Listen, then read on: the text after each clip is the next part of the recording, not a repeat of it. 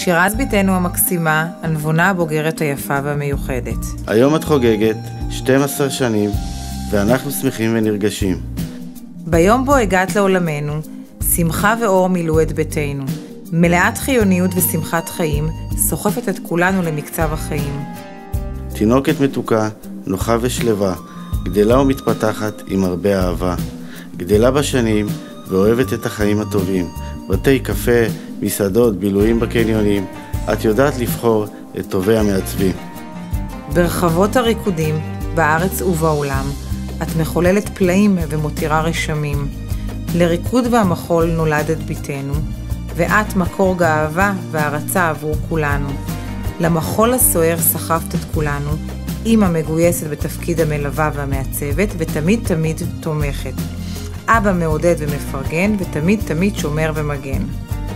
אחות נפלאה ובוגרת, לתואר הקטנה והמיוחדת. בחן ובסובלנות, מגלה לה את סודות הילדות.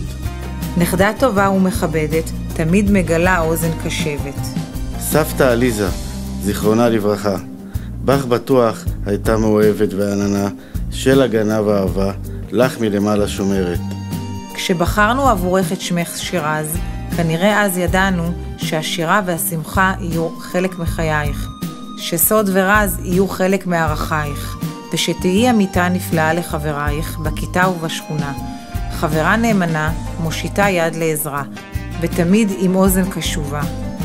ילדה יקרה שלנו, את לא בת של מלך או מלכה, אך מבחינתנו את ראויה להכתרה. מורייך אומרים שאצלך הכל קשורה. כי להצטיין אצלך זה חלק מהשגרה. אנו מאחלים לך שתפלסי דרכייך בשבילים הנכונים בחיים, שתהי שמחה ומאושרת, וזכרי תמיד בדרך, שאנו הורייך תמיד כאן איתך ובשבילך, ואת כל משפחתנו וחברינו הנפלאים, שמחבקים אותנו כל השנים.